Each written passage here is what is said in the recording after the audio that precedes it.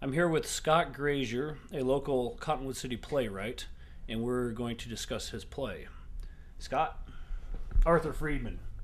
Pleasure to meet you. Nice to meet you.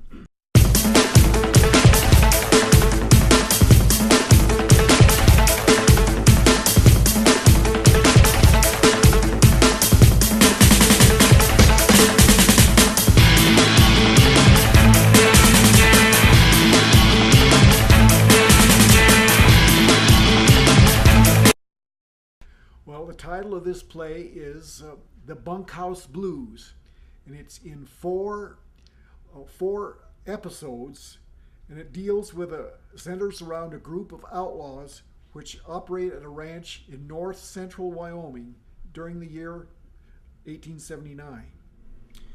So, what is this play about? Maybe the first episode. Well, the first episode centers around two of the outlaws, Ferlin Manshaw and the wildest and meanest member of the bunch. His name is Peacock Somwell.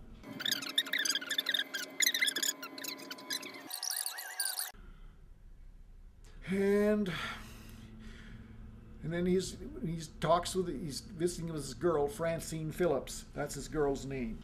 So, is this girlfriend a fatty then? No, she's very slim and very beautiful. Oh. And when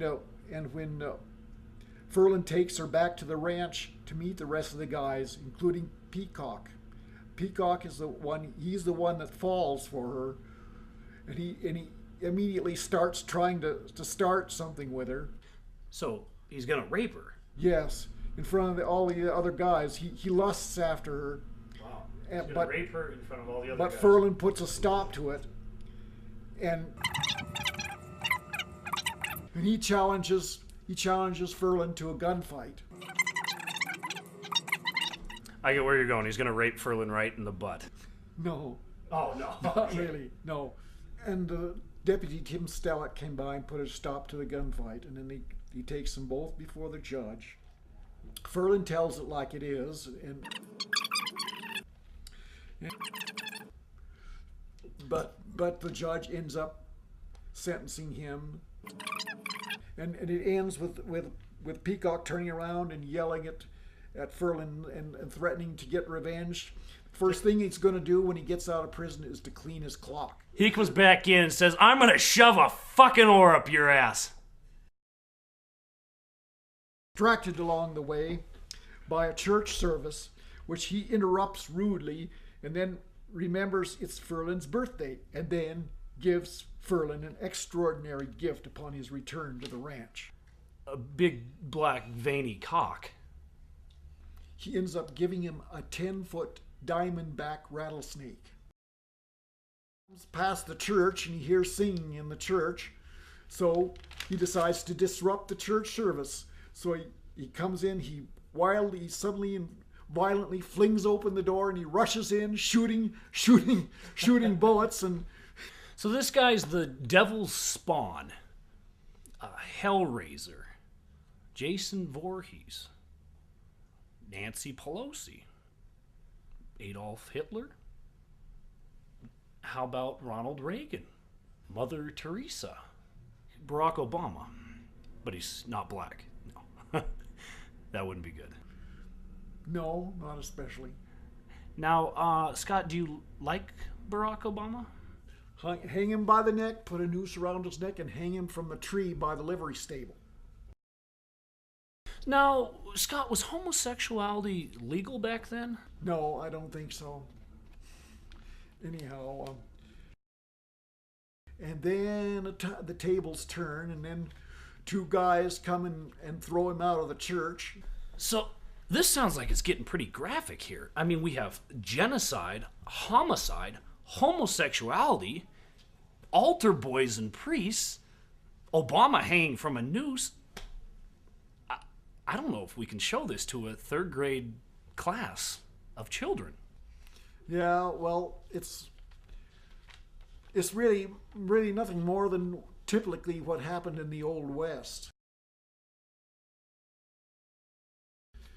That's how it ends. with him on his bunk and Crying like a big fat baby. yeah. Well, it was great to meet you, Scott. Thank you very much, and we'll set up a time for some auditions. Lovely to meet you.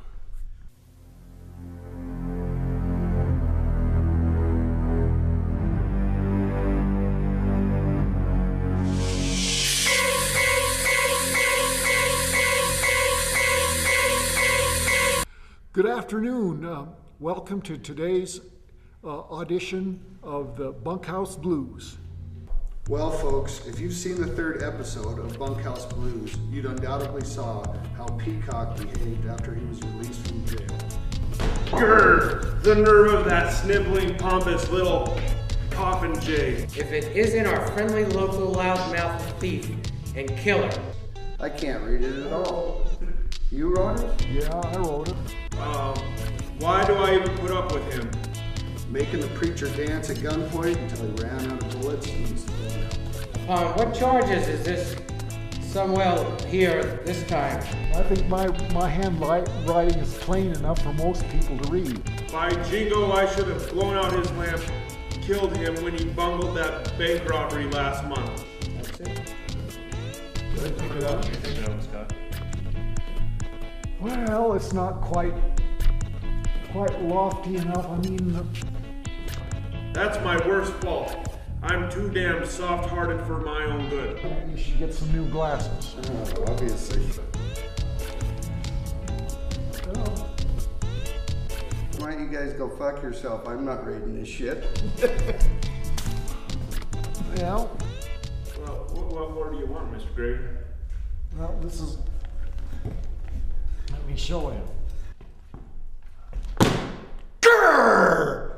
The nerve of that sniveling, pompous little popinjay, implying that I haven't got what it takes to turn women on.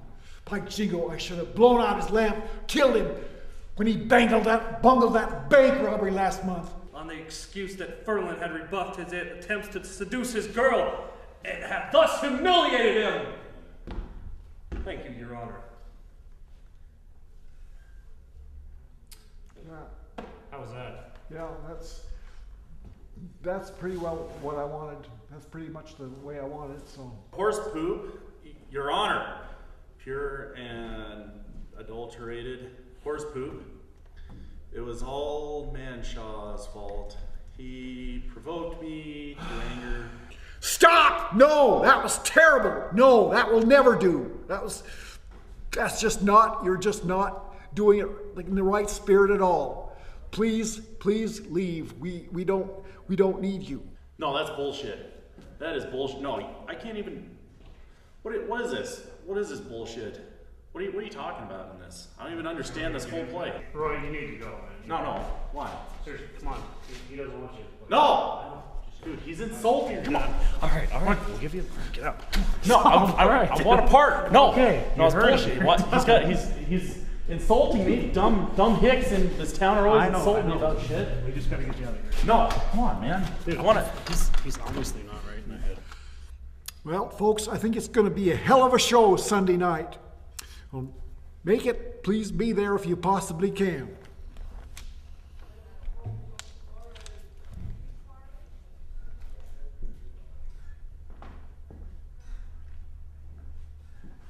You leaving, Scott?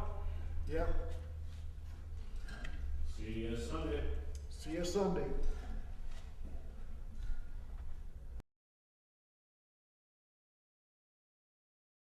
So here we are, live on the set of a major play production. Hey, look at this. I'm gonna put my lines right here. That's for that. Page long monologue he wants me to do. You got a page on mine. Oh yeah, look at this shit. To be quite honest, I don't know if anybody really knows their lines or has a fucking clue what's going on. I bring to you tonight's performance of the Bunkhouse Blues. Yeehaw.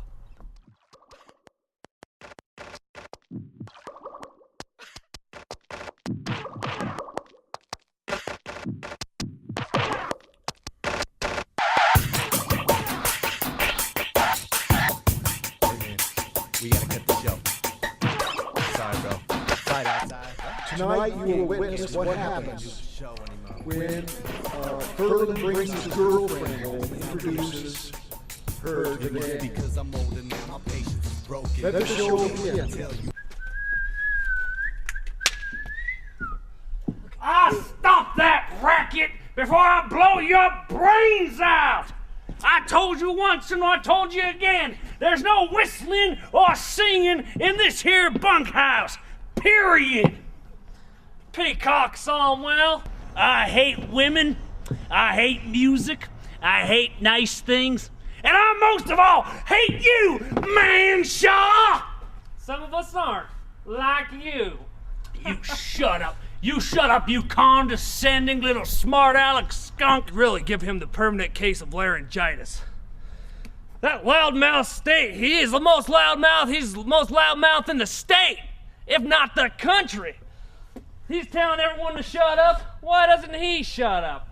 Well, I might be on my way to my girlfriend's house. Around, running your mouth at us, expecting us to do all the work. And you ain't done nothing. You lazy bee stingers! Why? My biggest fault is that I'm too soft-hearted. Cry baby. He's a big crybaby. You know, I'm a very soft soul. I have to scream and yell or these guys ain't gonna clean up nothing here, you know what I mean?